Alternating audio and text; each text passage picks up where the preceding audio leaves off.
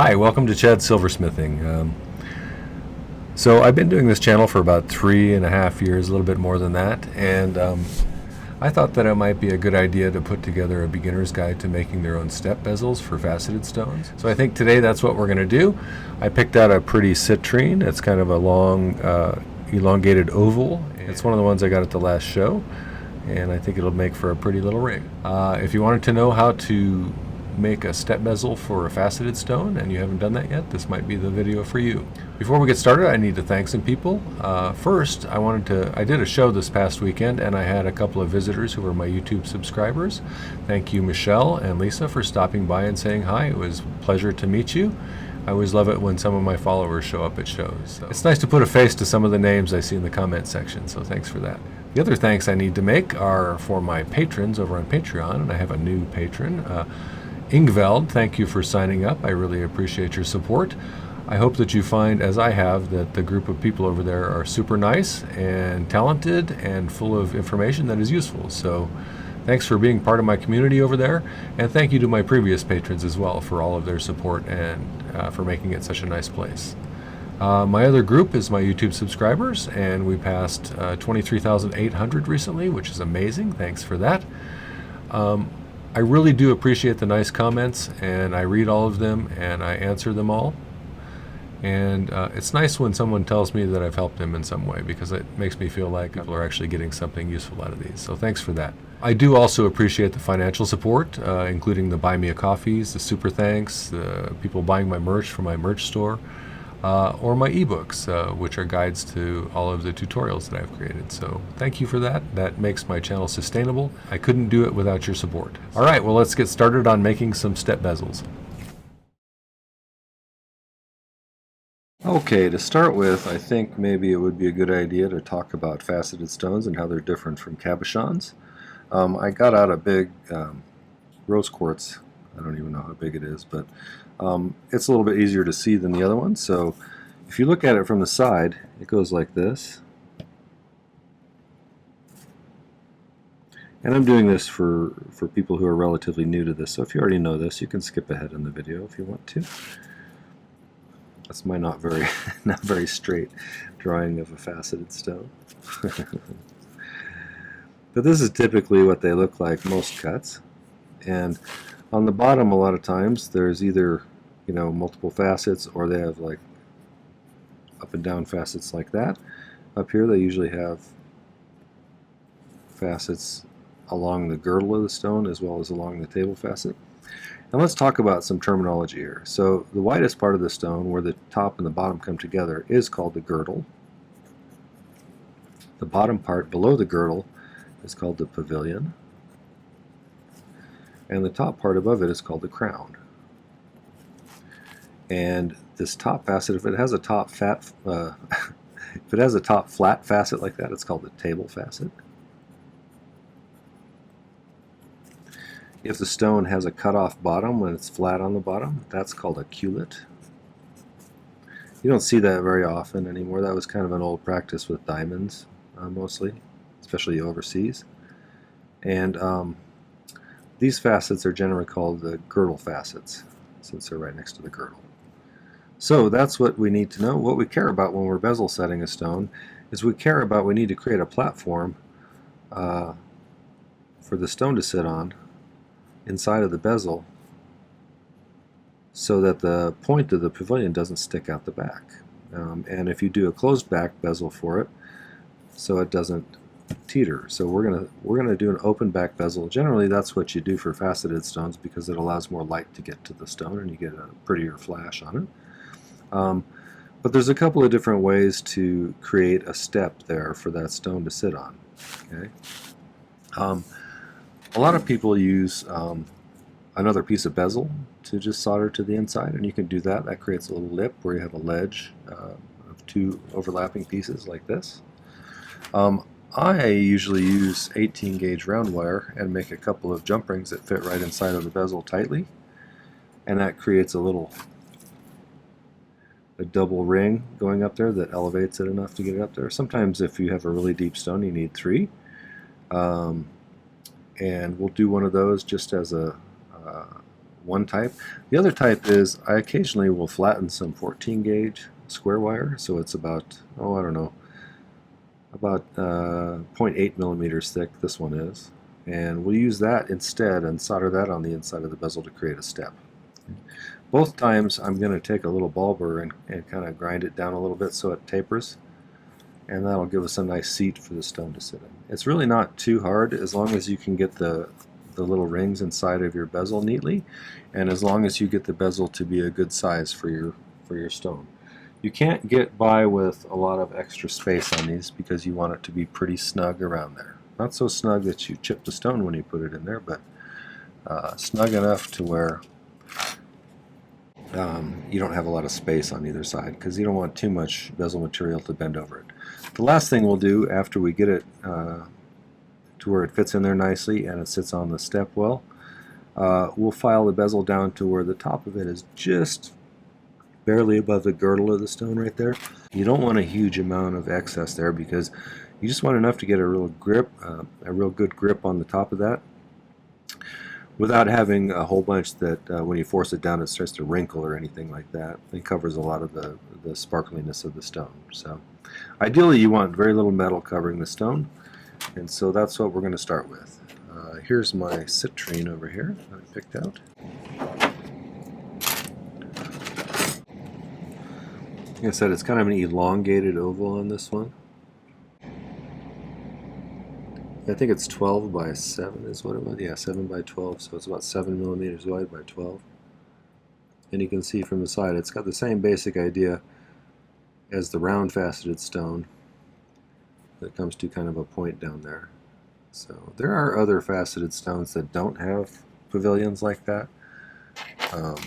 But for now, today, we're going to worry about these kind. So to start with, when we're making a bezel for this, I'm going to use 3/16 inch fine silver bezel strip, which is pretty tall, and it's 26 gauge, which is 0.41 millimeters. Which is a good size for general stuff. And when I go to shape this, first off I'm going to file the end a little bit.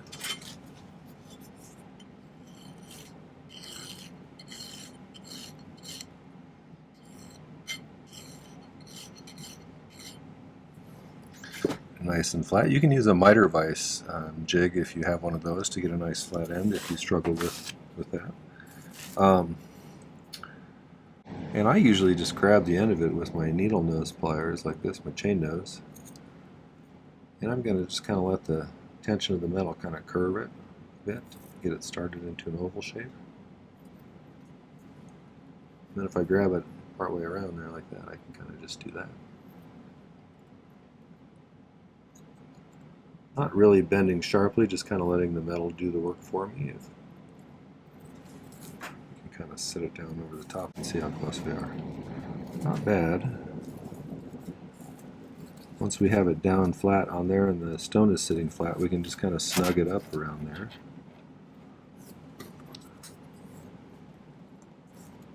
We don't want a lot of extra space, like I said.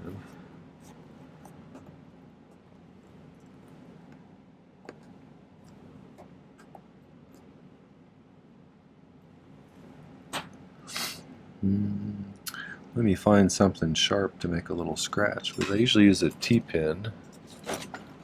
I need to get some new T-pins. I've beat up all my T-pins. They're all bent and stuff. Okay, so I'm going to go just slightly beyond where the bezel comes together there, where it crosses, because I'm going to have to file the second side a little bit just to make sure it's nice and straight. Set him to the side for now. This is the kind of ring. We're just going to do a real basic band. I'm going to use some low dome half round. I think it's, I'll find out and I'll put it in the video. I don't remember which size low dome it is. Alright, so I'm going to go ahead and flatten this back out so I can file the second end nicely.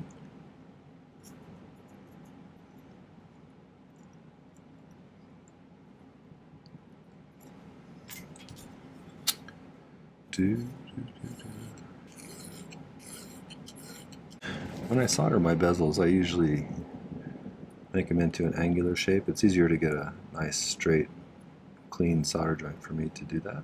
It's not the only way to do it, but that's how I do it.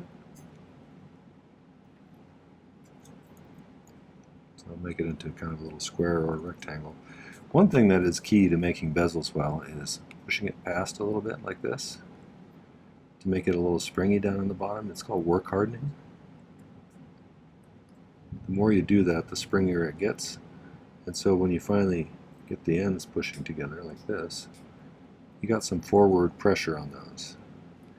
And the reason that matters, and if this happens to you a lot when you're making bezels where you end up with a split on either side,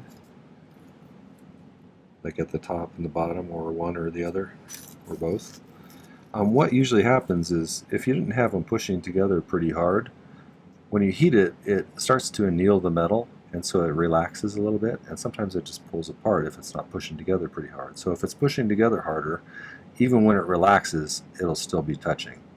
If that makes any sense? So let's go ahead and solder this one.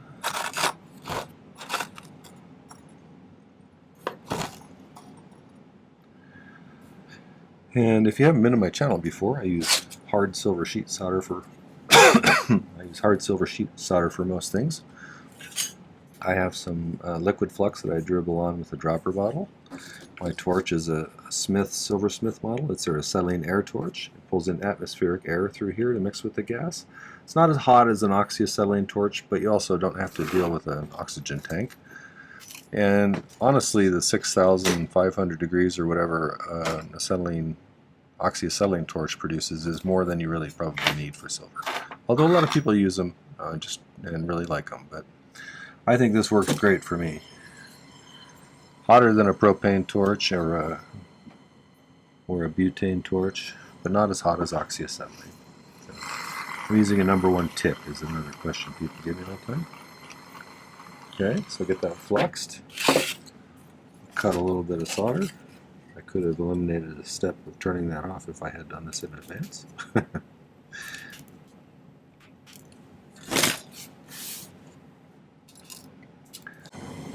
I tell you, it's really nice to get out and see some people once in a while, since I sit around in my basement making videos all the time. We had good weather and nice people, so I had some really bad for me but good festival food. I always figure if I go do a festival, it's kind of a lot of work, so I always indulge in some food that's bad for me as a reward. Okay, so let's see if we can make this into the right shape.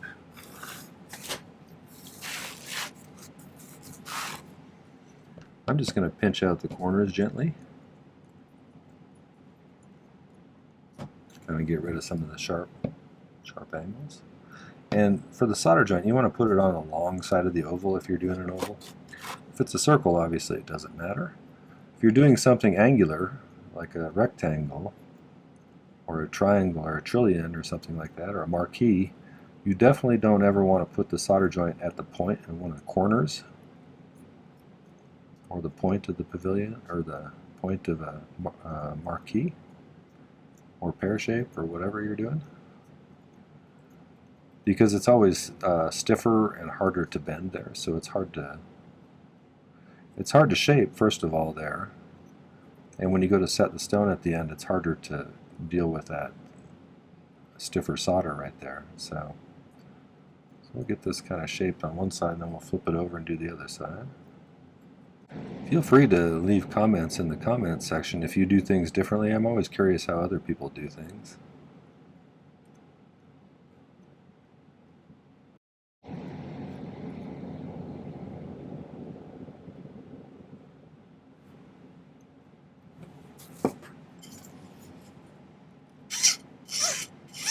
I actually have another video about making bezels for faceted stones, but it was like in the very first month or two that I was doing the channel, so the video quality probably isn't very good. So I thought it was probably time to make one that has better camera angles and better sound and stuff like that, so hopefully I can achieve that. If you are finding this useful, make sure to hit the like button for me. That really helps a lot with the promotion of my channel.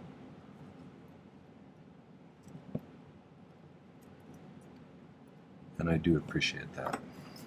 Okay, so we got a pretty good size and shape, I think.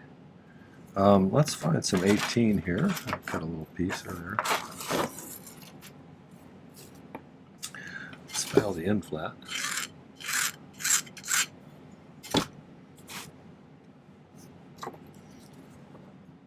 And just like I did the bezel, I can kind of grab this, let the metal do the work here, because it wants to bend in a nice curve most of the time if you let it.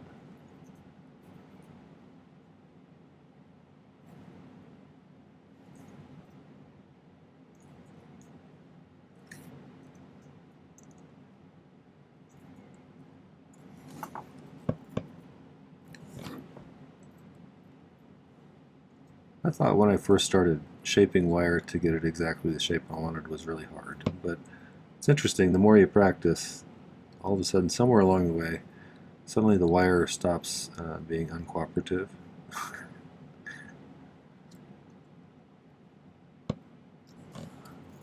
It recognizes your prowess as a silversmith and decides to cooperate.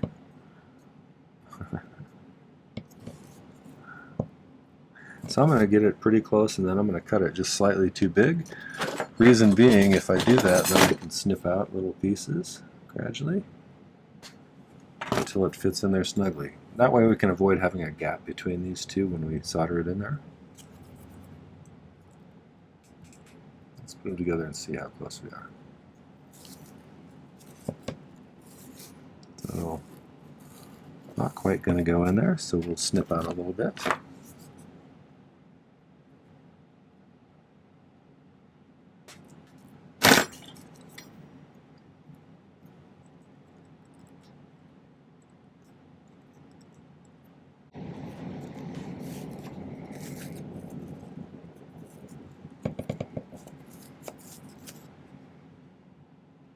That actually went in there snugly, so I think we're okay on that.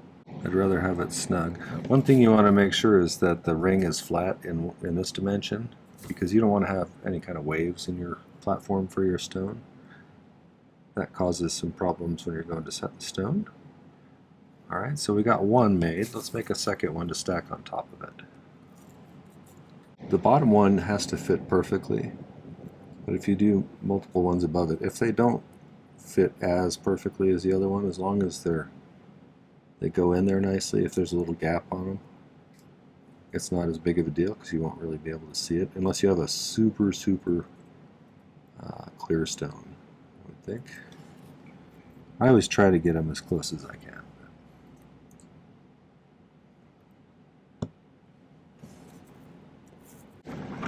Okay, this one fits in. The other one's really nice and tight, so let's push this on top of the other one.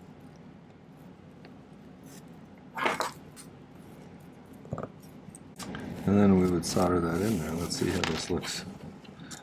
Let's check to see if the pavilion hangs out the bottom still.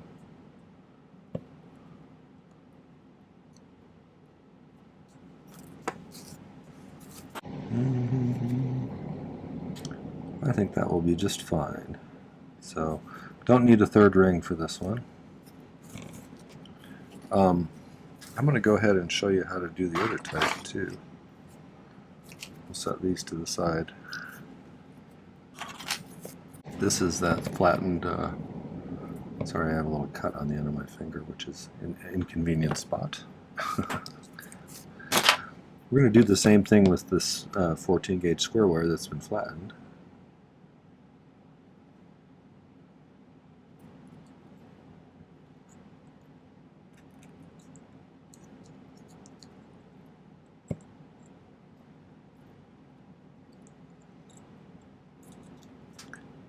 If you overlap it like that, it's easier to see when you're close to the right size.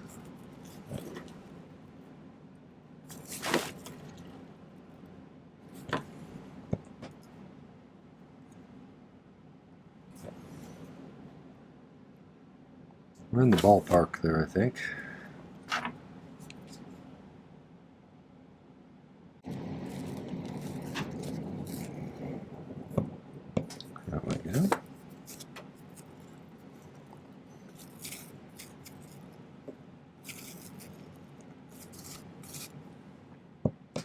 get it flush with the bottom, and then you'll just file it down, you know. So that would also work. I'm going to go ahead and do the 2 rings this time, just because that's what I typically do. But you could go either route.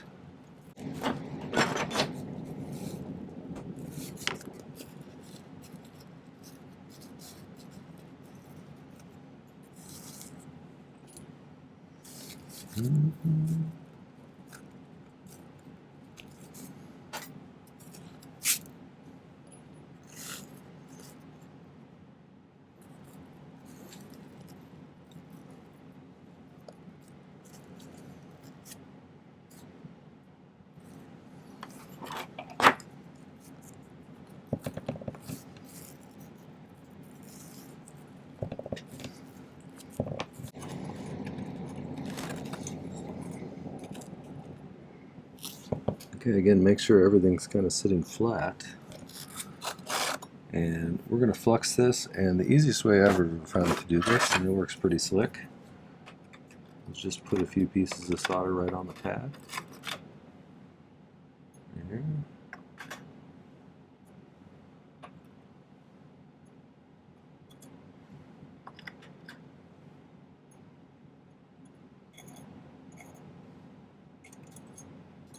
Let's flux that first. Then we'll move it over.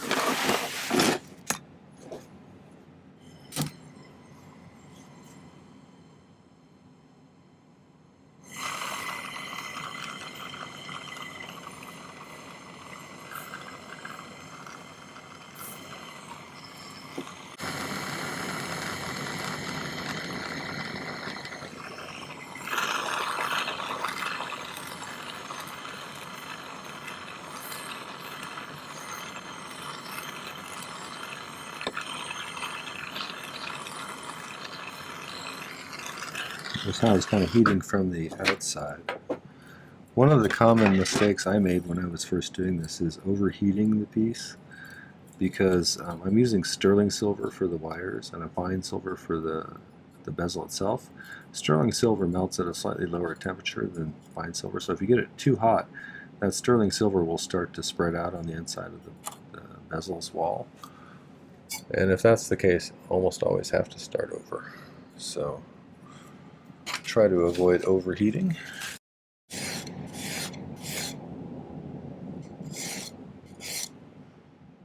There we go. Nice, it files up. You can smooth out the inside a little bit if it has any rough edges. See if it's done in there. But the last step after I attach it to a band and pickle it is I will be filing this down towards just above the girdle. So we will do that after we get everything attached. Here's that piece of low dome half round that I picked out.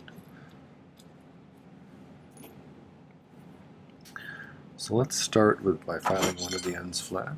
I think I'll make this into a size.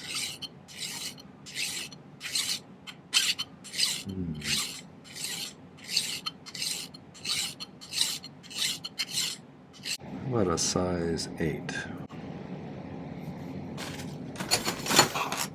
I'm going to get a scratch paper. Usually cut a piece that's about the same width as whatever band I'm doing. Let's wrap it around the 8. Center it over that. I always to get it pretty close to exactly where I want it to be.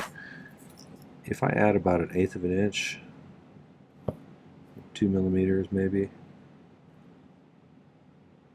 that gives me a little extra room to deal with the thickness of this, as well as any kind of filing that I have to do to make it the right size. Also, you'll notice I put an X on the side that went around the mandrel. That's so I don't accidentally measure from the other side, which I do on occasion. And you're like, why is my ring 3 sizes different than I anticipated? The other thing we're going to have to do, though, since we're going to have it meet on the sides of the band, oops, that extra step got stuck in there. So So this is going to be part of the part that goes around your finger here, so we're going to have to deduct that from the width of this. So really, the piece I need needs to be about like that. So let's make a little mark there.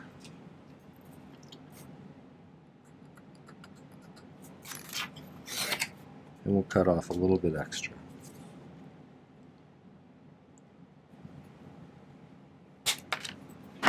Okay.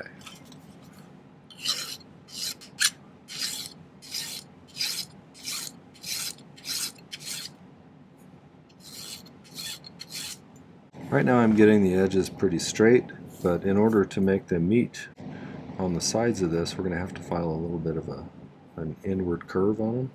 But also, since it's going to be approaching the side of the bezel like this a little bit, because it's going to be a ring, we'll have to taper it downwards this way too. So two different dimensions you're dealing with.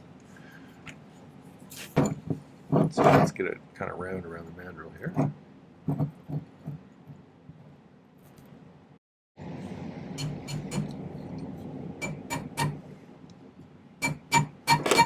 Alright, so now that they're that way, let's file them straight up and down like this.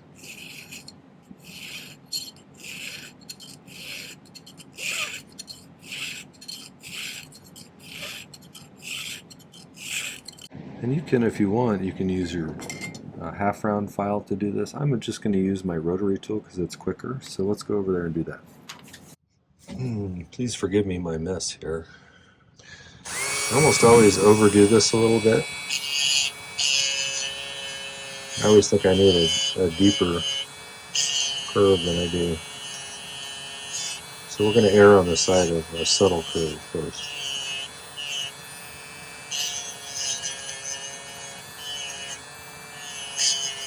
This is just a white silicone abrasive wheel. You can't get them at hardware stores and stuff, but you can get them at a jewelry supply company.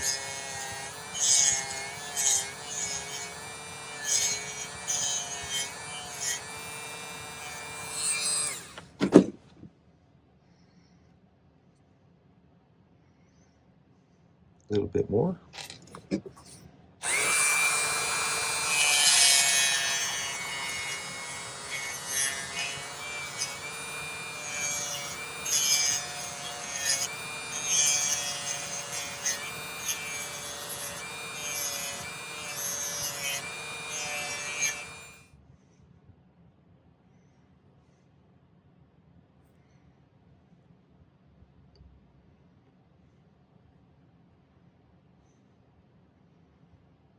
We're getting there. Just a little fine tuning and then we'll go solder it together.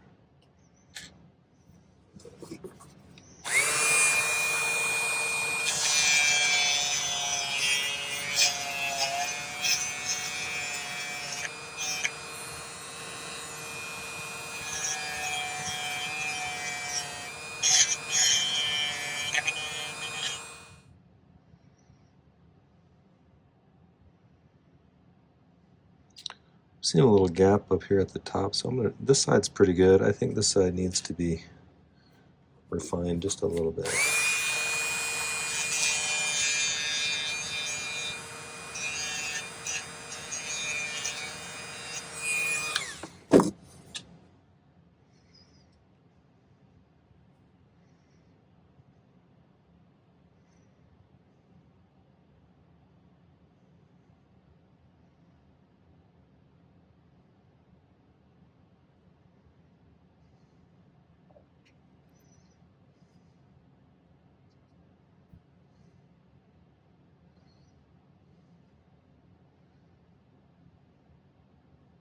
It's trying to make it tip that way a little bit, so I'm going to modify this side just slightly.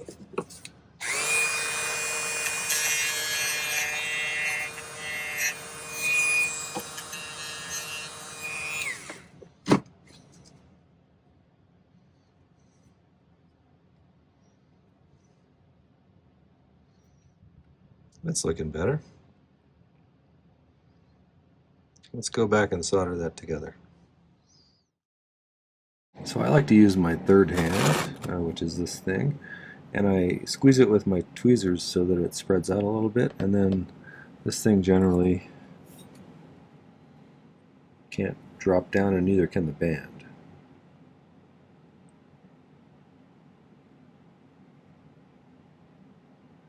But I want it to be flush with the bottom.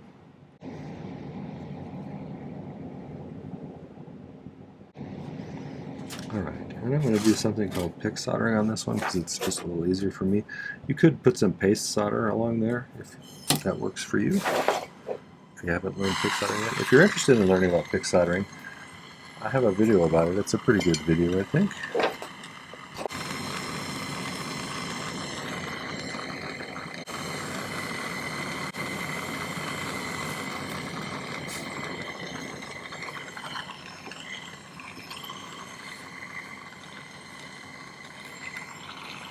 Just pick up one of these. The key to soldering these on when you're doing this is most of the mass is in the band if you're doing one like this. And so that takes longer to get up to temperature, especially considering the third hand soaks up a lot of heat too. So you don't even have to really focus on the bezel itself at all. Just by being in proximity there, it'll likely reach temperature.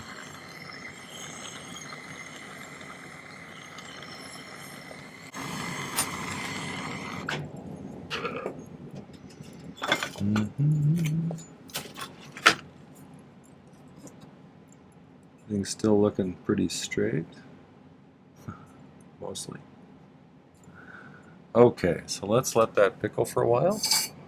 And like I said, I'm going to file that top down just to where it's barely above the girdle of the stone. Just enough to get a grab on it. And then I'll polish it. When we come back, I'll set the stone. So I'll be back in a bit.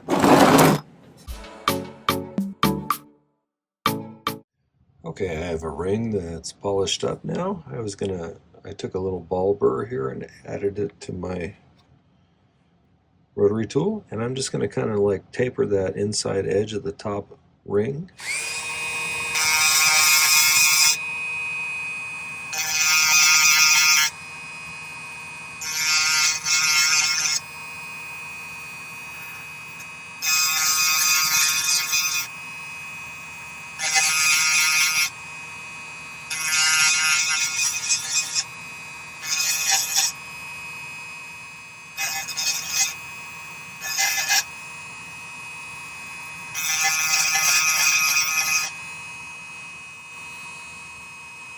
That looks pretty clean. So we'll go back and we'll set that stone now. Alright, so I have this file down to just about where I want it to be. I don't know if you can see, but just a skosh below the top of the bezel. Or the top. The girdle is just a skosh below the top of the bezel. And we've got the table facet parallel with the bottom of this, so I think we're about right. And I do this a little differently than some people do, and you can use whatever method you want to set the stone, but I use the flat side of my chain nose pliers as a bezel pusher, and I'll just kind of gently get this to sit in place where it can't move at all in the bezel. I check it periodically to make sure nothing's shifted. Oops, see, like it pushed it up there that time.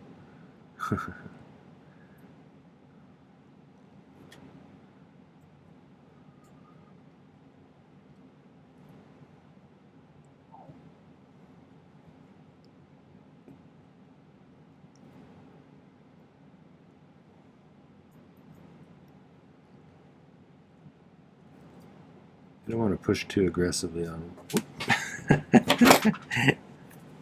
Where'd you go?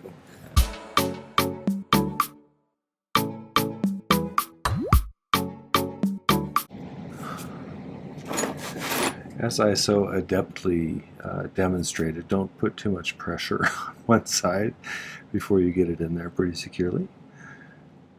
Otherwise you can pop it out.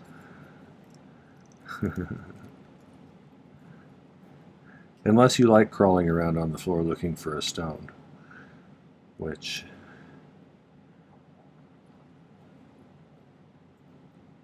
as often as I do it, you'd think I liked it.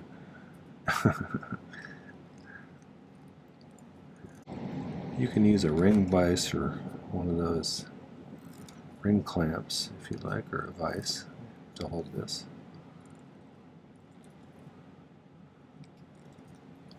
Alright, so once you've got it kind of secured in there, then I'm going to use the rounded outer part to burnish that top edge so it lays down nice over that girdle. You want to use quite a bit of force to lay that down.